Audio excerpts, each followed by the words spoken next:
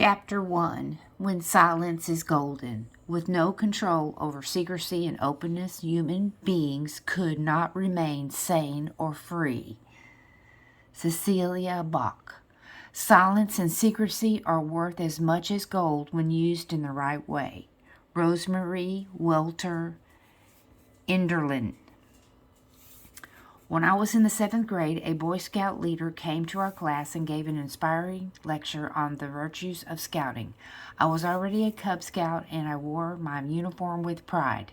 I was very committed to the Cub Scouts' philosophy of honest citizenship and loyalty to the American way. I signed up for the Boy Scouts without hesitation. My first Scout meeting was great with the announcement of a Wiener roast picnic and bonfire on the weekend. The weekend came and the picnic started out fine with all the hot dogs you could eat and lots of ice cream and cake for dessert. The bonfire was also fun. We gathered next to the football field, sang songs, pledged allegiance to the flag, and felt exhilarated to be part of the troop. I felt like I was growing up. All the older 8th grade guys were there, and they were acting really nice to us younger kids.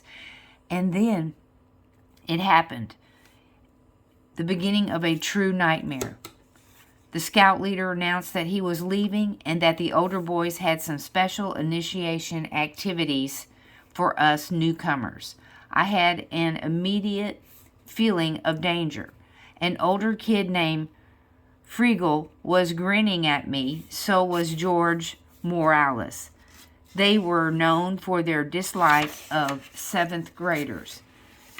Then it started. We were told there was to be a contest, a race, in which we were to hop blindfolded with our ankles tied together.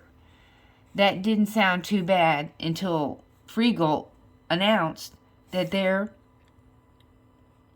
were some leftover wieners and that each one of us was to take one and place it between the cheeks of his buttocks. Anyone dropping his wiener would face dire consequences. My memory gets a bit fuzzy here. All I know is that I felt my wiener slip out on the 3rd or 4th hop. There were 4 of us that didn't make it. Once again, my memory gets a bit blurred. I remember being encircled by the older boys. I saw them grab James Schmeck, pull his pants off, and throw them into the fire. When I saw his boxer shorts being yanked off, I bolted for the open end of the football field. I was not fast, but I had played a lot of sandbox football and was a fair broken field runner. Fiegel and Morales came after me as I raced toward the darkness at the end of the field. Thank God I had gotten a real jump on them. I ran past the field house and into the streets. Near my house, I found some bushes behind a garage, and I crouched there for at least 30 minutes. After I was sure they had stopped looking for me, I ran home. I went inside as if nothing had happened. My mother questioned me about the evening. I couldn't tell her what had happened. I mumbled something like, "It was great, but I don't have time to meet the Scouts' strenuous schedule and keep up my straight A report card." I went to bed with my mother's voice droning on about the value of being a Boy Scout. As I lay there, I felt great anxiety about going to school on Monday. I feared the teasing I would get and what Fiegel and Morales might do to me. I felt ashamed that I wasn't man enough to take the hazing. I also felt disillusioned about the Boy Scouts.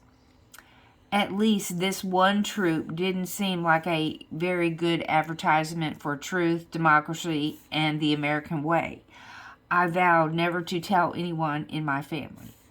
When I went to school on Monday, I heard the news. A kid had gotten burned badly in the hazing.